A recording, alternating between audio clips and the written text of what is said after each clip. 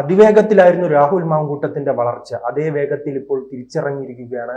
ഇത് എത്രത്തോളം കോൺഗ്രസിനെ പ്രതിസന്ധിയിലാക്കും? അവർ 2026 തെരഞ്ഞെടുപ്പിന് വേണ്ടി ഒരുങ്ങുന്ന ഒരു ഘട്ടത്തിലാണ് ഇത്തരം സ്ഫോടനങ്ങൾ ഉണ്ടായിരിക്കുന്നത്. അപ്പോൾ ഇത് കോൺഗ്രസിനെ ബാധിക്കുമോ? കോൺഗ്രസിനെ വളരെയധികം ബാധിക്കുന്ന ചില പ്രശ്നങ്ങൾ ഉണ്ടെന്നാണ് ഇപ്പോഴത്തെ യൂത്ത് കോൺഗ്രസിന്റെ ഉള്ളിലും KSUവിന്റെ ഉള്ളിലും കുറച്ചൊക്കെ കോൺഗ്രസിലും തുടങ്ങി വെച്ചിരിക്കുന്ന പടലപ്പിണക്കങ്ങളും ഗ്രൂപ്പ് ഉടമ്പലികളും ബോധ്യമാക്കും. അതായത് ഇതൊരു പൂർണ്ണമായ അധികാരമോഹമാണോ? 2026 കോൺഗ്രസ് അധികാരത്തിൽ വരും, അങ്ങനെയാണെങ്കിൽ അതെ, മന്ത്രിയാകാനും MLA ആകാനും ഉള്ള ഒരു മുഖ്യമന്ത്രി, മന്ത്രി, MLA എന്നീ സ്ഥാനങ്ങളിലേക്കുള്ള വടംവലി തുടങ്ങിയിട്ട് കുറച്ച് നാളായി.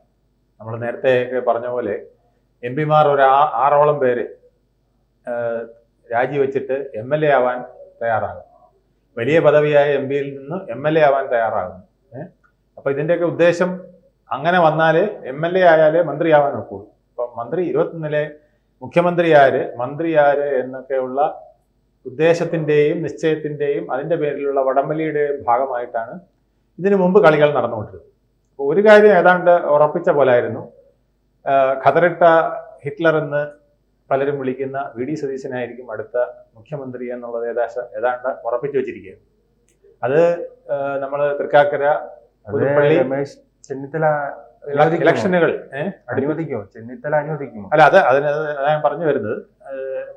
നമ്മുടെ തൃക്കാക്കര, പുതുപ്പള്ളി, പിന്നെ ഇങ്ങോട്ട് പാലക്കാട്, നിലമ്പൂർ ഇലക്ഷനുകളെല്ലാം അടുപ്പിച്ചടുപ്പിച്ച് വൻ വിജയം നേടിയപ്പോൾ അതെല്ലാം തൻ്റെ വിജയമാണെന്ന് സ്ഥാപിച്ചെടുക്കാനും താനൊരു വലിയ സേനയെ കേരളത്തിൽ കോൺഗ്രസിന് വേണ്ടി ഒരുക്കിക്കൊണ്ടുവരികയാണെന്നും ഒക്കെ സ്ഥാപിച്ചെടുക്കാനും രമേശ് ചെന്നിത്തല അടക്കമുള്ളവരെ ഒന്ന് ബാക്കിലോട്ട് തള്ളാനും VD സതീശന് കഴിഞ്ഞു.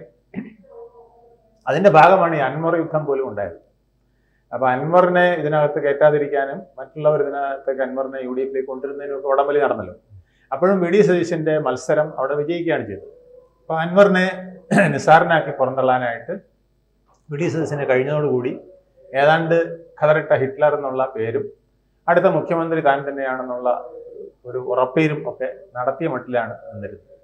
അത് 2024 നടന്ന പാർലമെന്റ് തെരഞ്ഞെടുപ്പിൽ 20-ൽ 19 നേടി എന്നുള്ള ഖ്യാതിയും കൂടെ വന്നപ്പം വളരെ വലിയ 20-ൽ 18 ഒരു CPM ഒരു BJP ഒഴിച്ച് ബാക്കി മുഴുവൻ UDF നേടിയത്. അപ്പൊ അതിന്റെ ഒരു ഖ്യാതിയും കൂടെ നിന്നപ്പോൾ ഇതെല്ലാം തന്റെ നേട്ടമാണ്, അങ്ങനെ കോൺഗ്രസിനെ അടുത്ത തവണ 100 സീറ്റോടുകൂടി അധികാരത്തിൽ കൊണ്ടുവരാൻ എനിക്ക് കഴിയും എന്നുള്ള ആ ഒരു ദൃഢനിശ്ചയം അത് AICC-യെയും മറ്റും ബോധിപ്പിക്കാൻ കഴിഞ്ഞു എന്നൊക്കെയാണ് ധരിച്ചു വെച്ചിരുന്നത്. പക്ഷേ അതിന്റെ പിന്നിൽ ഒത്തിരി പേര് പിന്തള്ളപ്പെട്ടിട്ടുണ്ട്, അല്ലെങ്കിൽ ഒരുപാട് അടുത്ത അവകാശികൾ പുറകോട്ട് പോയിട്ടുണ്ട് എന്നുള്ളത് കാണാനിടയായി.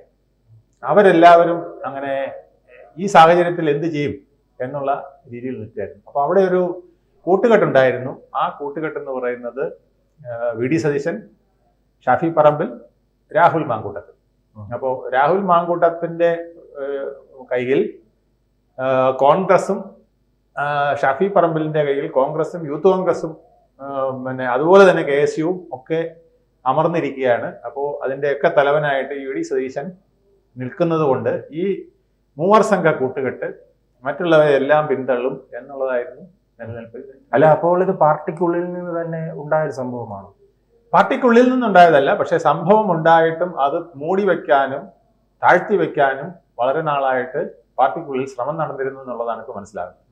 ഏകദേശം 1 ഡസനോട് അടുപ്പിച്ച് പരാതികൾ വളരെ നാളുകളായിട്ട് AICC കിട്ടിക്കൊണ്ടിരിക്കുകയാണ് രാഹുൽ മാങ്കൂട്ടത്തിനെ സംബന്ധിച്ച്. അപ്പൊ അത് പരിഗണിക്കാനായിട്ട് AICC-യിൽ നിന്നും അതുപോലെ തന്നെ അവരുടെ പ്രഭാരി ദീപാദാസ് മുൻഷിയും ഒക്കെ ഇടപെട്ട് നിർദ്ദേശങ്ങൾ വന്നിട്ടും അത് പരിഹരിക്കാതിരുന്നു എന്നുള്ളതാണ് ഇപ്പോൾ VD സതീശനെതിരെ പുകയുന്ന ഒരു വിദ്വേഷം. സതീശൻ മാത്രമാണോ ഷാഫി പറമ്പിൽ? ഷാഫി പറമ്പിലാണ് അതിൽ ഒന്നാമത്തെ ആള്. കാരണം VD സതീശന്റെ ഇടത് കൈയും വലത് കൈയുമായിട്ട് പ്രവർത്തിച്ചുകൊണ്ടിരുന്നത് ഷാഫി പറമ്പിലും രാഹുൽ മാങ്കൂട്ടത്തിലുമാണ്. യൂത്ത് കോൺഗ്രസിനെ രാഹുൽ മാങ്കൂട്ടത്തിൽ സജ്ജമാക്കി VD സതീശന്റെ മുഖ്യമന്ത്രി സ്ഥാനത്തിന് വേണ്ടി നിലനിർത്തും.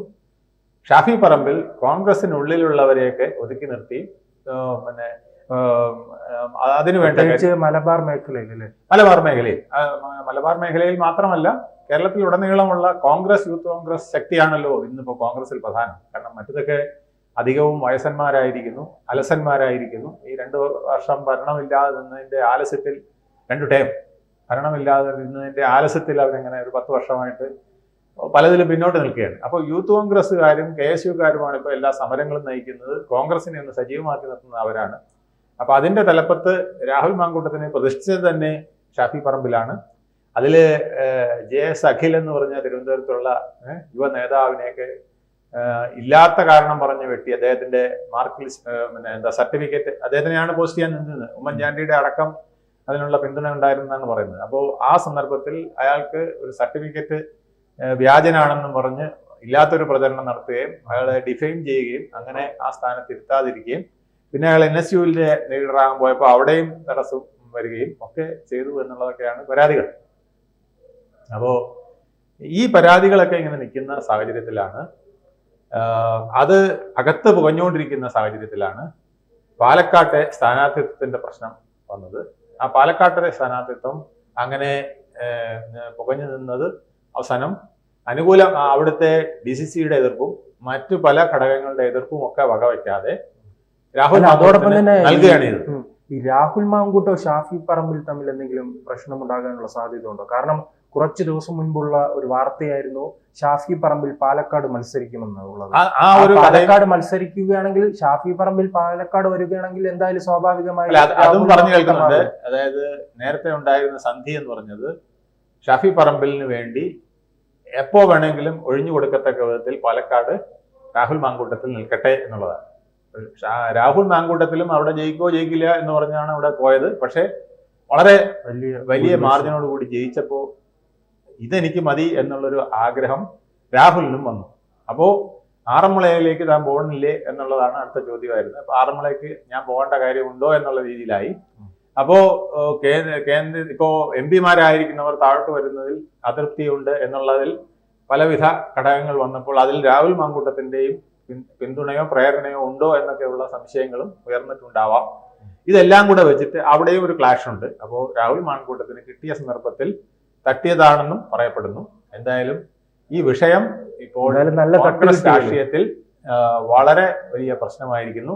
ഇത് രാഹുൽ മാങ്കൂട്ടത്തിന് മാത്രമുള്ള തട്ടല്ല, അടുത്തത് ഷാഫി പറമ്പിലിനെ ഓരോരുത്തരെയും കരുതി വെച്ച് പക തീർത്ത് നല്ല പിള്ളയായി നിൽക്കുന്നതിന് എതിരെ വരുന്ന ഒരു യുദ്ധമായിട്ടും കൂടെ വരാൻ സാധ്യതയുണ്ട്. അങ്ങനെ ഷാഫി പറമ്പിലിനും രാഹുൽ മാങ്കൂട്ടത്തിനും എതിരെയുള്ള യുദ്ധം ഫൈനലി വന്നു നിൽക്കുന്നത് VD സതീശനിലേക്കായിരിക്കും എന്നുള്ളതാണ് ഇപ്പോൾ കേൾക്കുന്ന കഥ. ശശി തരൂർ, അതോടൊപ്പം തന്നെ പാലോട് രവി, ഇപ്പോൾ രാഹുൽ മാങ്കൂട്ടം, ഇങ്ങനെ പ്രതിപക്ഷത്ത് നിന്നും തുടർച്ചയായി തന്നെ പ്രശ്നങ്ങൾ ഉണ്ടാകുന്നത് LDFന് അനുകൂലമായി മാറുമല്ലോ.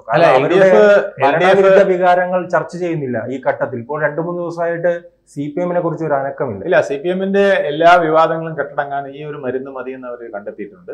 അത് മാത്രമല്ല, അവരുടെ രാഷ്ട്രീയ ഭാവി അടുത്ത 3-ാം ഊഴത്തിന് ഏകദേശം തടസ്സമായി നിൽക്കുന്നത് VD സതീശനാണെന്നുള്ള ധാരണ അവർക്കുണ്ട്. VD സതീശൻ, ഷാഫി പറമ്പിൽ, രാഹുൽ മാങ്കൂട്ടത്തിൽ കൂട്ടുകെട്ട് കുറെ യുവാക്കളെ കൂടെ നിർത്തിക്കൊണ്ട് യുവ MLA-മാരെയും കൂടെ അണിനിരത്തി ഭരണം പിടിക്കുമെന്നുള്ള ഒരു പ്രചരണമാണ് നിന്നിരുന്നത്. അത് പൊളിച്ചെടുക്കാനുള്ള അവസരമായിട്ട് LDF ഇതിനെ ഉപയോഗിക്കാൻ സാധ്യതയുണ്ട്. വരും ദിവസങ്ങളിൽ അത്തരത്തിലുള്ള ബോംബുകൾ LDF-ൽ നിന്നും ഉണ്ടാകും. കൂടുതൽ വാർത്തകളും വിശേഷങ്ങളും നിങ്ങളിലേക്ക് എത്താൻ ABC മലയാളം സബ്സ്ക്രൈബ് ചെയ്യുക, ബെൽ ബട്ടണും അമർത്തുക.